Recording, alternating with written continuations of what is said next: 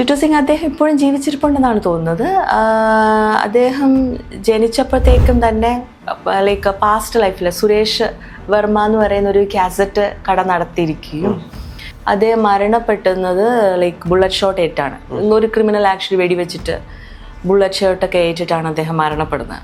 ടിറ്റു സിംഗ് ആയിട്ട് ജനിക്കുകയാണ് അടുത്ത ലൈഫ് ടൈമിൽ. ഈ കൊച്ചുകുട്ടിയായിട്ടുള്ള ടിറ്റു സിംഗിനാകട്ടെ സുരേഷ് വർമ്മയുടെ എല്ലാ ഓർമ്മകളും നിലനിൽക്കുന്നു. അതൊരു ഭാഗ്യമാണോ നിർഭാഗ്യമാണോ എന്ന് നമുക്കറിയില്ല. പക്ഷെ ഓർമ്മകളെല്ലാം നിലനിൽക്കുന്നു. പഴയ കാര്യങ്ങളൊക്കെ സുരേഷ് വർമ്മയാണ്, എനിക്കിവിടെ ഒരു കാസറ്റ് കടയുണ്ട്, ആഗ്രയിൽ എനിക്കൊരു കാസറ്റ് കടയുണ്ട്, എന്നെ അവിടോട്ട് കൊണ്ടുപോകണം, എനിക്ക് ഭാര്യയുണ്ട്, 2 മക്കളുണ്ട് എന്ന് വല്ലാതെ ബഹളം വയ്ക്കാൻ തുടങ്ങി. അങ്ങനെ ബഹളം വയ്ക്കുമ്പോഴാണ് അങ്കിള് മാമനായിട്ടുള്ളൊരു വ്യക്തി എന്ത് ചെയ്യാണ്, കൊണ്ടുപോവാണ് ഈ ടിറ്റു സിംഗിനെ കൊണ്ട്.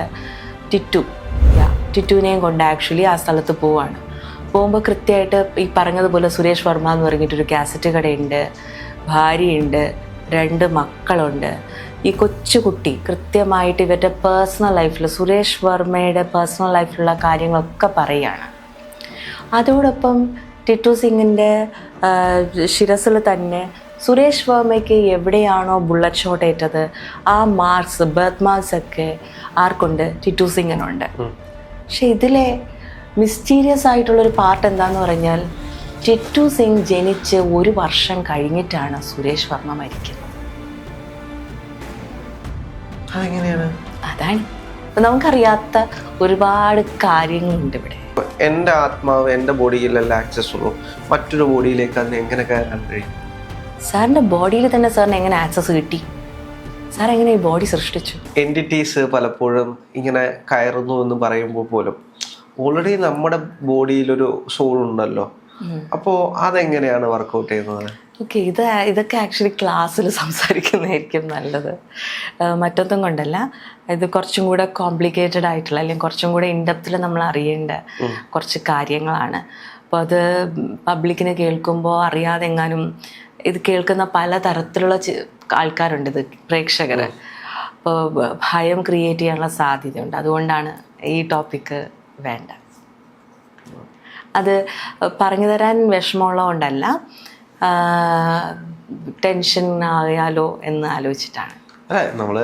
നമ്മുടെ ഇതിലേക്ക് വന്നിട്ടുള്ള പല ആളുകളും ഇത്തരത്തിലുള്ള കഥകൾ കേട്ടിട്ടുണ്ട്. പക്ഷെ ആളുകൾക്ക് കൂടുതൽ ഇൻട്രസ്റ്റിംഗ് ഇത്തരത്തിലുള്ള കാര്യങ്ങളാണ്. ഒന്ന് ലെറ്റ്സ് സേ, നമുക്ക് പലപ്പോഴും സൂയിസൈഡ് ടെൻഡൻസി ഉള്ള പലരും നേരത്തെ സൂയിസൈഡ് ചെയ്ത് പോയിട്ടുള്ള ആൾക്കാർ ഉള്ളിൽ കയറുന്നത് കൊണ്ടാവാം, റൈറ്റ്? അപ്പോൾ അവരുള്ളിലിരുന്ന് തോന്നിപ്പിക്കും. അപ്പം നമ്മൾ വിചാരിക്കും നമ്മുടെ ബോഡിക്കകത്ത് ഒരാൾ മാത്രമേ ഉണ്ടാവുള്ളൂ, അതിനുള്ള സ്പേസേ ഉള്ളൂ എന്നാണ് പലപ്പോഴും നമ്മൾ കരുതുന്നത്. എന്നാൽ നമ്മുടെ ബോഡിക്ക് കപ്പാസിറ്റി ഉണ്ട്, പലരെയും ഒക്യുപ്പൈ ചെയ്യാനും നമ്മുടെ ഉള്ളിൽ കയറാനും ഒക്കെ ഉള്ളൊരു കപ്പാസിറ്റി ഉണ്ട്. അപ്പം അതുകൊണ്ട് തന്നെ ലെറ്റ്സ് സേ, നമ്മൾ ഈ സിനിമ കണ്ടിട്ടില്ലേ, സർവമായ? ആ സിനിമയ്ക്കകത്ത് ഫ്ലൈറ്റിനകത്തുള്ളൊരു സീന് കണ്ടിട്ടുണ്ടാവുമല്ലോ, പെൺകുട്ടിയുടെ ഉള്ളിൽ കയറുന്ന ഈ ഒരു കപ്പാസിറ്റി സോൾസിനുണ്ട്, ആത്മാവിനുണ്ട്. ഓക്കെ, അപ്പോൾ അത്തരത്തിലുള്ള എന്തെങ്കിലും സന്ദർഭം നമുക്കുണ്ടായാൽ, നമ്മൾ പെട്ടെന്ന് ഡിഫറെൻ്റ് ആയിട്ട് പെരുമാറിക്കഴിഞ്ഞാൽ അതിൽ നിന്ന് പുറത്തിറങ്ങാനായിട്ട് എന്ത് ചെയ്യണം? ഇപ്പോൾ എൻ്റെ ക്ലാസ്സിൽ തന്നെ വന്നിട്ടുള്ള പലരും ഉണ്ട്. ഇപ്പോൾ ഒരു മരണ വീട്ടിൽ പോയി തിരിച്ച് വന്നു കഴിയുമ്പോൾ അവരുടെ തന്നെ ഓർമ്മയാണ്, സങ്കടം, കരച്ചിൽ, അവരെ പോലെ ബിഹേവ് ചെയ്യാൻ തുടങ്ങുന്നു, ബാത്റൂമിൽ പോകാൻ പേടി, അങ്ങനത്തെയൊക്കെ അവസ്ഥയിലൊക്കെ എത്തിപ്പെട്ടവരൊക്കെ ഉണ്ട്. അപ്പോൾ അത് നമ്മൾ ആക്ച്വലി അത് ക്ലിയർ ചെയ്ത് കൊടുത്തിട്ടുണ്ട്. ഇമോഷൻ മാത്രമായിക്കൂടെ? ഇമോഷൻസ് മാത്രമായിട്ടുള്ളവരുണ്ടാകാം. എല്ലാ കാര്യത്തിലും ഇമോഷൻസ് എന്ന് പറയാൻ പറ്റുമോ? ഇമോഷൻസ് മാത്രമാണ് എങ്കിൽ ചിലതൊക്കെ മുത്തശ്ശി കഥകൾ പോലെ തോന്നുമെങ്കിലും നമ്മുടെ കാലഘട്ടത്തിലും നടന്നിട്ടുള്ള കുറേ കാര്യങ്ങൾ. എൻ്റെ ക്ലാസ്സിൽ വന്നൊരു സാറ് പറഞ്ഞൊരു അനുഭവം പറയാം. അദ്ദേഹത്തിൻ്റെ ചെറുപ്പ കാലഘട്ടത്ത് അവരുടെ ഒരു ആൻറ്റി സൂയിസൈഡ് ചെയ്തു. അപ്പോൾ ഇവർ ഇതുപോലെ ചാനൽ ചെയ്യുന്ന ഒരു വ്യക്തിയുടെ അടുത്തോട്ട് പോയി, എന്തോ ഒരു കാര്യത്തിനായിട്ട്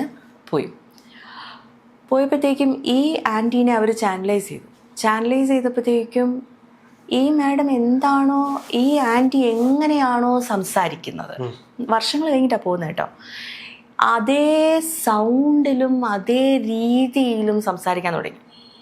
ഇവർ പോലും കണ്ടിട്ടില്ലാത്തവരാണ്. ചാനലൈസ് ചെയ്യുന്ന വ്യക്തി കണ്ടിട്ടേ ഇല്ല അങ്ങനെ ഒരു വ്യക്തിയെ. എങ്ങനെ അതേ ശബ്ദത്തിൽ അല്ലെങ്കിൽ അതേ രീതിയിൽ ആ ആക്സെന്റിൽ എങ്ങനെ സംസാരിക്കാൻ പറ്റുന്നു? റൈറ്റ്? അതൊരു തോന്നലാണോ? അല്ല. എന്നിട്ട് ഫ്രണ്ടിലുള്ളവരുടെ കാര്യം എങ്ങനെ കൃത്യമായിട്ട് പറയുന്നു. ഈ സാറിൻ്റെ കാര്യങ്ങളൊക്കെ വളരെ കൃത്യമായിട്ട് പറയുകയാണ്. ഓക്കെ, ഇപ്പോൾ പഠിത്തത്തിലൊന്നും അത്ര ശ്രദ്ധിക്കുന്നില്ല, അങ്ങനെയുള്ള കാര്യങ്ങളൊക്കെ, ഈ കുറേ ചുറ്റിക്കളികളൊക്കെ ഉണ്ട്. ഈ കാര്യങ്ങളൊക്കെ എങ്ങനെ പറയുന്നു? അപ്പോൾ നമുക്ക് വേണമെങ്കിൽ ലൈക്ക് വളരെ സിമ്പിളായിട്ട് ഇതൊന്നും ഇല്ല എന്ന് പറയാം, വെറും തോന്നലാണെന്ന് വേണമെങ്കിൽ പറയാം. പക്ഷേ നമ്മൾ ഡെപ്തായിട്ട് പല അന്വേഷണങ്ങളിലൂടെയും നമുക്ക് ആക്ച്വലി ഒരറ്റത്തും എത്തിക്കാൻ പറ്റാത്ത പല അനുഭവങ്ങളും ഒക്കെ നമുക്ക് തന്നെ എക്സ്പീരിയൻസ് ചെയ്യാനായിട്ട് സാധിക്കും. Then you will start seeing the truth of it. എനിക്ക് അങ്ങനെ കാണണമെന്ന് തോന്നിക്കഴിഞ്ഞാൽ, അല്ലെങ്കിൽ ഇത്തരത്തിലുള്ള അങ്ങനെ ആക്ച്വലി ആരെയും കാണാതിരിക്കലാണ് നല്ലത്. വേറൊന്നും കൊണ്ടല്ല, നിങ്ങൾക്ക് ഒന്നുകിൽ നന്നായിട്ട് എക്വിപ്ഡ് ആയിരിക്കണം. അവർ വന്നാൽ അവരെ തിരിച്ചെങ്ങനെ പറഞ്ഞയക്കണം എന്ന് നിങ്ങൾ അറിയണം, റൈറ്റ്? ഒന്ന്, അവരോട് നമ്മൾ കുറച്ച് കൈൻഡ്നെസ് കൂടെ കാണിക്കണം. എന്ന് വെച്ചാൽ അവർ മീൻസ് ലൈക്ക് നമ്മുടെ അടുത്തോട്ട് സംസാരിക്കാനായിട്ട് ശ്രമിക്കുമ്പോൾ അവരോട് ആക്ച്വലി അവർക്ക് റിലീസ് കൊടുക്കാൻ നമ്മൾ പഠിക്കണം. ഇതൊന്നും അറിയാതെ ഒരു ഫണ്ണിന് വേണ്ടിയിട്ട് നമ്മൾ അവരെ സ്വീകരിക്കുമ്പോൾ, നമ്മുടെ ബോഡിയുടെ ഉള്ളിലെടുക്കുമ്പോൾ നമ്മുടെ സ്വഭാവം, നമ്മുടെ ക്യാരക്ടർ എല്ലാം മാറാൻ തുടങ്ങും. നമ്മുടെ രീതികൾ, നമ്മുടെ ചിന്താരീതികൾ, നമ്മുടെ ശരീരത്തിൻ്റെ ഭാഷ ഒക്കെ മാറാൻ തുടങ്ങും, റൈറ്റ്? നമ്മൾ വേറൊരാളായിട്ട് മാറാൻ തുടങ്ങും. ബിക്കോസ് യു ഹാവ് അവരെ കൂടെ നമ്മൾ ഇൻവൈറ്റ് ചെയ്തിരിക്കുകയാണ് നമ്മുടെ ജീവിതത്തിലോട്ട്. അവർ വരും, വിളിച്ചാൽ വരും. അങ്ങനെ അവർ വന്നിട്ടുണ്ടോ ഇല്ലയോ നമുക്ക് എങ്ങനെ തിരിച്ചറിയാം? അതിനെന്തെങ്കിലും സിഗ്നൽസ് അല്ലെങ്കിൽ എന്തെങ്കിലും സ്റ്റൊമക്കൊക്കെ പെട്ടെന്ന് അപ്സെറ്റ് ആവും, വിയേർഡ് സ്മെല്ല് എടുക്കാൻ തുടങ്ങും. പലർക്കും പലതാണ് അനുഭവം. അപ്പോൾ എനിക്ക് ആക്ച്വലി സെൻസ് ചെയ്യാൻ പറ്റുന്നത്, എനിക്ക് സ്റ്റൊമക്ക് പെട്ടെന്ന് അപ്സെറ്റ് ആവും. ആരെങ്കിലും എൻ്റെ അടുത്ത് ഏതെങ്കിലും ഒരു സോളിൻ്റെ പ്രസൻസ് ഉണ്ടെങ്കിൽ, എനിക്ക് അതെ എൻറ്റിറ്റീസിൻ്റെ പ്രസൻസ് എന്തെങ്കിലും എടുക്കുകയാണെങ്കിൽ എനിക്ക് പെട്ടെന്നൊരു വോമിറ്റിംഗ് ടെൻഡൻസി. അതൊക്കെയാണ് ഞാൻ എൻ്റെ ബോഡിയെ ശീലിപ്പിച്ച് വെച്ചേക്കുന്നത്, ആരെങ്കിലും അടുത്തുണ്ടെങ്കിൽ എനിക്ക് മനസ്സിലാകാനായിട്ട്. കാരണം ഞാൻ നേരിട്ട് കാണാൻ ഞാൻ തയ്യാറല്ല, റൈറ്റ്?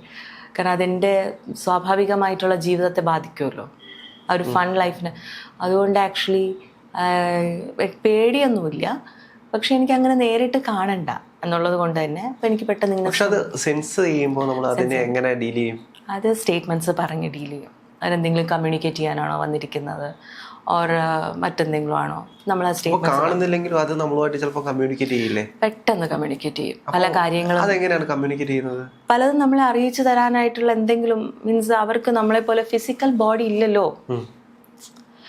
അപ്പം ആക്ച്വലി നമ്മളെ അറിയിച്ചു തരാനായിട്ടുള്ള എന്തെങ്കിലും അവർ തിൽഡു നമ്മളെ കൊണ്ട് തോന്നിപ്പിക്കും, ചെയ്യിപ്പിക്കും. ഓർ ഏതെങ്കിലും ബുക്ക് എടുത്ത് നോക്കാൻ തോന്നിപ്പിക്കും. ഓർ ഇതൊക്കെ വെറും തോന്നലാണെന്ന് വിചാരിച്ചാൽ തോന്നലാണ്. നമുക്കുണ്ടാക്കുന്ന തോന്നലുകൾ ഈ എൻറ്റിറ്റീസ് ഉണ്ടാക്കുന്നതായിരിക്കോ? എല്ലാം അങ്ങനെ ആയിരിക്കില്ലല്ലോ. മാലാഖമാരുണ്ടാവില്ലേ, ഈശ്വരൻ്റെ പ്രസൻസ് ഉണ്ടാവില്ലേ, കുറേ ഉണ്ടാവും. അതെ, എല്ലാം എൻറ്റിറ്റീസ് തന്നെയാണ്.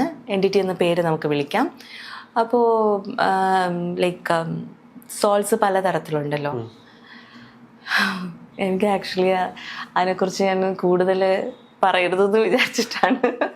പക്ഷെ എനിക്കറിയാം രാഹുൽ എന്തായാലും ഇങ്ങനെ ഇതിനെ കൊണ്ട് എത്തിക്കും എന്ന് എനിക്കറിയാം. നമുക്ക് ഏറ്റവും കൂടുതൽ ക്യൂരിയോസിറ്റി ഉണ്ടാക്കുന്ന, അല്ലെങ്കിൽ ക്യൂരിയോസിറ്റി ആണ് എല്ലാവരുടെയും ഒരു ആഗ്രഹമാണ്. നമ്മൾ ചെറിയ കാലങ്ങളിൽ ഈ പ്രേത കഥകൾ കേട്ടിട്ടുണ്ടാകാം, അല്ലെങ്കിൽ സിനിമകൾ, സീരീസുകൾ, ഇതൊക്കെ കാണുമ്പോൾ ഇതെങ്ങനെയാണ് നമ്മുടെ ജീവിതത്തിൽ ഇതെങ്ങനെയായിരിക്കും? ഞാനൊരു കാര്യം പറഞ്ഞു തരട്ടെ. നമുക്കൊരു സിനിമ കാണുമ്പോൾ നമുക്ക് ഏറ്റവും ഇഷ്ടപ്പെടുന്ന സിനിമ നമ്മുടെ ജീവിതവുമായിട്ട് ബന്ധമുള്ള സിനിമകളായിരിക്കില്ലേ? നമ്മുടെ ജീവിതവുമായിട്ട് ബന്ധമില്ലാത്ത സിനിമകളോട് നമുക്ക് അട്രാക്ഷൻ തോന്നുമോ? വളരെ ചുരുക്കം പേർക്കായിരിക്കും തോന്നുക, റൈറ്റ്? ഇപ്പോൾ ലെറ്റ്സ് സേ ഭയങ്കരമായിട്ട് വയലൻസ് ഇഷ്ടപ്പെടുന്നവർക്ക് വയലന്റ് മൂവീസ് ഇഷ്ടപ്പെടും, റൈറ്റ്? ഓർ ഇമോഷണലായിട്ട് വളരെ ഫാമിലി ഓറിയൻറ്റഡ് ആയിട്ടുള്ള ആൾക്കാർക്ക് ഇമോഷണലി ഫാമിലി മൂവീസ് കണക്റ്റ് ആവും, റൈറ്റ്? ആൻഡ് അതോടൊപ്പം ബാച്ചിലർ ലൈഫ് ജീവിക്കുന്നവർ, അല്ലെങ്കിൽ ബാച്ചിലറായിട്ട് ഒറ്റയ്ക്ക് ജീവിക്കണം എന്ന് ആഗ്രഹിക്കുന്നവർക്ക് അങ്ങനത്തെ സിനിമസ്, റൊമാൻസ് ചെയ്യുന്ന സമയത്ത്, പ്രേമിക്കുന്ന സിനിമകൾ, പ്രേമ സിനിമകളൊക്കെ നമുക്ക് ഇഷ്ടപ്പെടും. എന്തുകൊണ്ടാണ് പ്രായഭേദമന്യേ എല്ലാവർക്കും ഈ ടോപ്പിക്കിനോട് ഇഷ്ടം വരുന്നത്? നമ്മളുമായിട്ട് ബന്ധമില്ലാത്തതുകൊണ്ടാണോ? എനിക്ക് ഏറ്റവും ഇഷ്ടപ്പെട്ട സിനിമകൾ എന്ന് വെച്ചാൽ സയന്റിഫിക് ഫിക്ഷൻ മൂവീസ് ആണ്. അപ്പോൾ അതെങ്ങനെയായിരിക്കും റിലേറ്റ് ചെയ്യുന്നത്? നമുക്ക് ആ ഒരു ഫിക്ഷണൽ വേൾഡിൽ ജീവിക്കാൻ ആഗ്രഹിക്കുന്ന ഫ്യൂച്ചർ അതാണ് ഫ്യൂച്ചർ. ആക്ച്വലി നമ്മൾ ഫ്യൂച്ചറിലോട്ട് ആക്സസ് ചെയ്യുന്നില്ല എന്നാണോ വിചാരിക്കുന്നത്? You are an infinite being, നമുക്ക് ഫ്യൂച്ചറിലോട്ട് ആക്സസ് ചെയ്യാനായിട്ട് സാധിക്കും, റൈറ്റ്? അപ്പോൾ ശരിക്കും ഈ ഒരു എന്താ പറയുക, നമുക്ക് അത്രയും കണക്ടിവിറ്റി ഉള്ളത് കൊണ്ടാണ് നമുക്ക് ലൈക്ക് നമ്മളും സോളായിട്ട് എത്രയോ തവണ ഇരുന്നിട്ടുണ്ട്. നമ്മൾ പുനർജന്മങ്ങളെക്കുറിച്ച് പറയുന്നുണ്ടല്ലോ, ഇതിനിടയ്ക്കുള്ള അവസ്ഥ സോൾ അവസ്ഥയല്ലേ. ആ അവസ്ഥയിൽ പല അവസ്ഥകളിൽ ഇരുന്നിട്ടുള്ളത് കൊണ്ടാണ് നമുക്ക് ശരിക്കും പറഞ്ഞാൽ ഈ ഒരു ഇഷ്ടം തോന്നുന്നത് ഇത്തരം സിനിമകളോടും. ഫ്യൂച്ചറിലോട്ട് നമുക്ക് ആക്സസ് ചെയ്യാനായിട്ട് സാധിക്കും. അതുകൊണ്ടാണ് നമുക്ക് സയൻസ് ഫിക്ഷൻ മൂവീസിനോട് ഇഷ്ടം തോന്നുന്നത്. സയൻസ് ഫിക്ഷൻ മൂവീസ് കാണുന്നവർക്ക് ആക്സസ് കോൺഷ്യസ്നസ് എന്താണ് പറയുന്നതെന്ന് മനസ്സിലാക്കാനായിട്ട് ടുമോറോ ലാൻഡ് എന്ന് പറഞ്ഞൊരു 2015 ഒരു മൂവിയുണ്ട്. നമ്മളെല്ലാവരും ഒരുമിച്ച് ഒരു പോസിബിലിറ്റീസിൻ്റെ ലോകത്തെ സങ്കല്പിച്ചാൽ അത് ക്രിയേറ്റ് ആവും. ആൻഡ് മാട്രിക്സ് മൂവിയൊക്കെ ആക്ച്വലി ആക്സസ് പറയുന്ന കൺസെപ്റ്റുകളാണ്. അവതാർ മൂവിയൊക്കെ ആക്ച്വലി ആക്സസ് പറയുന്ന കൺസെപ്റ്റുകളാണ്. മാട്രിക്സ് നമ്മൾ നോക്കി കഴിഞ്ഞാൽ യഥാർത്ഥത്തിൽ അവരല്ല, ഒരു ഫിക്ഷണൽ വേൾഡ് ആണ്. ഒറിജിനൽ മെമ്മറി വേറൊരു സ്ഥലത്ത് ലോക്ക് ചെയ്തേക്കാണ്. അപ്പൊ നമ്മളും അങ്ങനെ ഒരു ലോകത്തായിരിക്കും. അതെ അതെ, അതുപോലത്തെ കുറെ കാര്യങ്ങളൊക്കെയാണ് ആക്സസിനകത്തുള്ളത്. അപ്പൊ നമ്മുടെ ഒരു കോൺഷ്യസ് വേറെ എവിടെയോ ഉണ്ട്, അതിന്റെ ഒരു പാർട്ടുകൾ മാത്രമാണ് നമ്മൾ. അതെ, അപ്പൊ നമ്മൾ ആ ഇൻഫിനിറ്റ് ബീയിങ്ങിലോട്ട് നമ്മൾ ആക്സസ് ചെയ്യണം. അത് വലിയൊരു കോൺഷ്യസ്നസ്, അതിന്റെ താഴെ അത് പാർട്ടായിട്ട്. തീർച്ചയായിട്ടും. ഇപ്പൊ ഗ്യാരി ആക്ച്വലി ലാസ്റ്റ് വീക്ക് പോലും പുതിയൊരു പ്രോസസ്സ് ഡൗൺലോഡ് ചെയ്തിട്ട്, യൂണിവേഴ്സിൽ നിന്ന് ഡൗൺലോഡ് ചെയ്തെടുത്ത് പുതിയ പ്രോസസ്സ് പോലും ലാസ്റ്റ് വീക്ക് റിലീസ് ചെയ്തു. ഇപ്പോൾ ഫ്യൂച്ചറിലോട്ടാണ് ശരിക്കും ആക്സസ് ചെയ്ത് പല കാര്യങ്ങളും ഇപ്പോഴും എടുത്തെടുത്ത് നമ്മളെ റിലീസ് ചെയ്യാനായിട്ട്, നമ്മൾ പലതിലോട്ട് ആക്സസ് ചെയ്യാനായിട്ടൊക്കെ നമ്മളെ ഹെൽപ്പ് ചെയ്യുന്നത്. Such A beautiful world. പക്ഷെ എല്ലാവർക്കും ഇഷ്ടപ്പെടണമെന്നില്ല. എനിക്കൊന്ന് ഇത് പറഞ്ഞപ്പോൾ എനിക്ക് ആദ്യം ഓർമ്മ വന്നു ഈ ആകാശിക് റെക്കോർഡ്സ് എന്ന് പറയുന്ന സാധനം. അതും ഇതേപോലെ തന്നെയാണ്. നമ്മൾ മറ്റൊരു ലോകത്തിലേക്ക്, അത് അവർ പറയുന്നത് സ്വർഗ്ഗം അല്ലെങ്കിൽ അത്തരത്തിൽ അവിടെ പോയി നമ്മുടെ റെക്കോർഡ് എടുത്തിട്ട് അത് ആക്സസ് ചെയ്യണമെന്നാണ് പറയുന്നത്. അതും ഇതും ഏകദേശം ഒന്ന് പോലെയാണോ? ആകാശിക് റെക്കോർഡിങ്ങിൽ അതും ഇതും ഒന്നുപോലല്ല. ഇത് ആക്ച്വലി നമ്മുടെ തന്നെ ഉള്ളിലുള്ള കോൺഷ്യസ്നെസ്സിനകത്ത് പോയി അത് ക്ലിയർ ചെയ്യുന്ന ഒരു പ്രോസസ്സാണ് ആക്സസിനകത്തുള്ളത്, നമ്മുടെ ഉള്ളിൽ തന്നെയുള്ള. ആകാശിക് റെക്കോർഡിങ് ഇസ് സംതിങ് ഡിഫറെൻറ്റ്. വേറെ രീതിയിലാണ് പ്രോസസ്സ് ചെയ്യുന്നത്. PLR വേറെ രീതിയിലാണ് പ്രോസസ്സ് ചെയ്യുന്നത്. ആൻഡ് ഹിപ്നോസിസ് ആക്ച്വലി വേറെ രീതിയിലാണ്, ഹിപ്നോതെറാപ്പി വേറൊരു രീതിയിലാണ് പ്രോസസ്സ് ചെയ്യുന്നത്. ആക്സസ് മറ്റൊരു രീതിയിലാണ് പ്രോസസ്സ് ചെയ്യുന്നത്. നമ്മുടെ ഒരു പവറിലോട്ട് എത്തുക, ട്രൂ നേച്ചറിലോട്ട്, ഒരു ഇൻഫിനിറ്റ് ബീയിങ്നെസ്സിലോട്ട്, മൈൻഡ് സോള് എന്ന തലത്തിൽ നിന്നൊക്കെ ഉയർന്ന് ഇൻഫിനൈറ്റ് എന്ന അവസ്ഥയിലോട്ട് എത്തുക. എപ്പോഴും നമ്മൾ മൈൻഡിലും സോളിലും ലിമിറ്റഡ് ആയി പോകും പലപ്പോഴും. Universal soul. അതെ, യൂണിവേഴ്സൽ സോൾ അല്ല. നമ്മളിപ്പോൾ പറയുമ്പോൾ എപ്പോഴും ബോഡി സ്പിരിച്വാലിറ്റിയിൽ പലപ്പോഴും ബോഡി മൈൻഡ് സോളിൽ ആ ഒരു ഏരിയയിൽ മാത്രം നമ്മൾ ലിമിറ്റഡായി കിടക്കാറുണ്ട്. ഇൻഫിനൈറ്റ് ബീയിങ് എന്ന് പറയുമ്പോഴത്തേക്കും ഈ മൈൻഡിനെയും സോളിനെയും എക്സ്പാൻഡ് ചെയ്തിട്ട് വലുതാവുന്ന, ഇൻഫിനൈറ്റ് ആകുന്നത്, ആ ഒരു ലെവലിലോട്ട് ബോധം ഉണരുമ്പോഴാണ് നമ്മൾ കാണുന്ന കാഴ്ചകളുടെ ഇന്നർ മീനിങ്സ് നമുക്ക് മനസ്സിലാവുന്നത്. പലതിൻ്റെ യാഥാർത്ഥ്യം നമുക്ക് തിരിച്ചറിയാനായിട്ട് സാധിക്കും.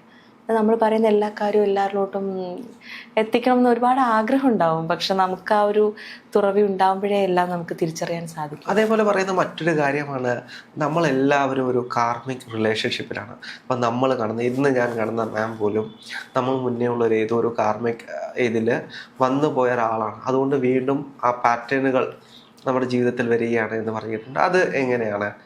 അതൊക്കെ ഒരു യാഥാർത്ഥ്യം തന്നെയാണ്. പക്ഷേ ആക്സസിൽ എത്തിക്കഴിയുമ്പോൾ, നമ്മൾ ഹയർ തലങ്ങളിലോട്ട് സഞ്ചരിക്കുമ്പോൾ ഈ കാർമിക് ഇതൊക്കെ ഒരു ബ്രേക്ക് ചെയ്ത് മുന്നോട്ട് പോകാനാണ് പഠിപ്പിക്കുന്നത്. എല്ലാവരുമായിട്ടുള്ള കാർമിക് ബന്ധങ്ങളെയും ബ്രേക്ക് ചെയ്തിട്ട് മുന്നോട്ട് പോകാൻ നമുക്ക് ആവശ്യമുണ്ടെങ്കിൽ, ആരെങ്കിലുമായിട്ട് കണക്ട് ചെയ്യണമെങ്കിൽ അന്നേരം കണക്ട് ചെയ്താൽ മതി. ആ ഒരു ചോയ്സ്. നേരത്തെ എന്ന് പറയുമ്പോഴത്തേക്കും ഫുള്ളും ആക്ച്വലി ബന്ധനം മീൻസ്, അതായത് പ്രഡിക്റ്റബിൾ ആണ്, റൈറ്റ്? ഓക്കെ, ഇങ്ങനെയൊക്കെ തന്നെ ആയിരിക്കും എന്നൊരു പ്രഡിക്റ്റബിലിറ്റി ആണ്. ഇവിടെ ആക്ച്വലി ആക്സസ് കോൺഷ്യസ്നസ്സിലെ പല പ്രോസസ്സുകളും പലതും ഡിസ്കണക്ട് ചെയ്യാണ്. അപ്പോൾ പഴയ പാസ്റ്റ് ജഡ്ജ്മെൻറ്റോ വാലിഡേഷൻസോ ഒന്നും ബിലീവ്സോ ഒന്നും ആക്ച്വലി നമ്മളെ മുന്നോട്ടുള്ള യാത്രയെ നയിക്കില്ല. ഫസ്റ്റ് ഞാൻ പറഞ്ഞതുപോലെ, പഴയ ജന്മങ്ങളിൽ നമ്മൾ ആർക്കെങ്കിലും കമ്മിറ്റ്മെൻറ്റ് കൊടുത്തിട്ടുണ്ടെങ്കിൽ അതനുസരിച്ചിട്ട് നമ്മളിനി മുന്നോട്ട് പോകേണ്ടതില്ല. We can create something new. Okay, അപ്പോൾ ആ കാർമിക് അത് അവിടെ ഡിസ്കണക്ട് ആവാണ്. പുതിയൊരു ലോകം സൃഷ്ടിച്ച് മുന്നോട്ട് പോകാം, പുതിയ യാഥാർത്ഥ്യം സൃഷ്ടിക്കാം നമ്മുടെ ചോയ്സിനനുസരിച്ചിട്ട്. എന്താണെങ്കിലും ഒരുപാട് സന്തോഷമുണ്ട്. വ്യത്യസ്ത ടോപ്പിക്കുകൾ സംസാരിക്കാൻ പറ്റി. ഒരുപാട് നന്ദി. നമുക്ക് മറ്റൊരു എപ്പിസോഡായിട്ട് വീണ്ടും ഇരിക്കാം. Thank you so much. Thank you.